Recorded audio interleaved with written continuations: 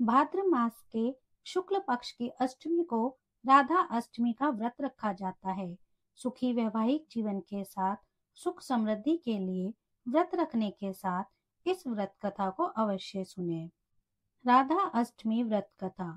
भाद्रपद शुक्ल पक्ष की अष्टमी तिथि को राधा रानी का जन्म हुआ था, इसलिए इस दिन को राधा अष्टमी या राधाष्टमी के रूप में मनाते हैं। भगवान कान्हा के जन्म यानी भाद्रपद मास के कृष्ण पक्ष की अष्टमी तिथि से ठीक 15 दिन बाद राधा रानी का जन्म हुआ था। इस दिन भक्तगण व्रत रखने के साथ राधा रानी का धूमधाम से जन्मोत्सव मनाते हैं।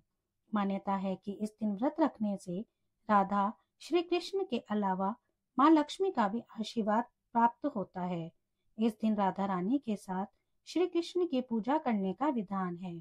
अगर आप भी राधा अष्टमी का व्रत रख रहे हैं तो राधा रानी की विधिवत पूजा करने के साथ इस व्रत कथा का अवश्य पाठ करें। आइए जानते हैं राधा अष्टमी की संपूर्ण कथा। राधा अष्टमी व्रत कथा। ब्रह्म वैवर्त पुराण के अनुसार एक समय की बात है। गोलोक धाम जहाँ श्री कृष्ण अपने नित्य विहार करते हैं, वहीं राधा रानी भी श्री कृष्ण के साथ निवास करती थी।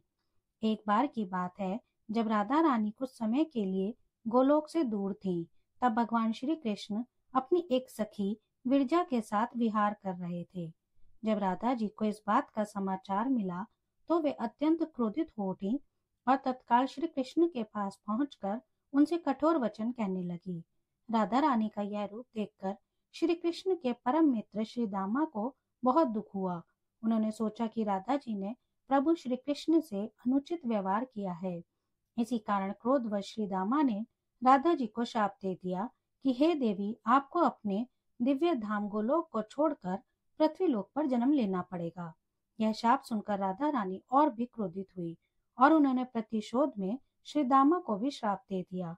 हे श्री दामा, तुम भी राक्षस कुल में जन्म लोगे और वहां अपने कर्मों के कारण अंततः मृत्यु को प्राप्त होंगे।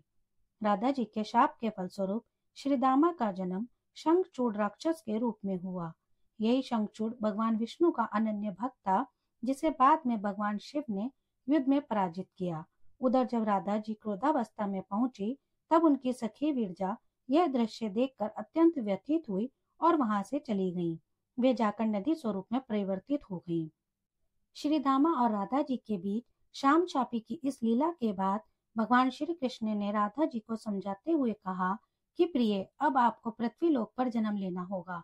वहां आप वृषभानु जी और उनकी पत्नी कीर्ति देवी की पुत्री के रूप में प्रकट होंगी। सांसारिक दृष्टि से आपका विवाह रायण नामक वैश्य से होगा, जो मेरा ही अंश अवतार होगा।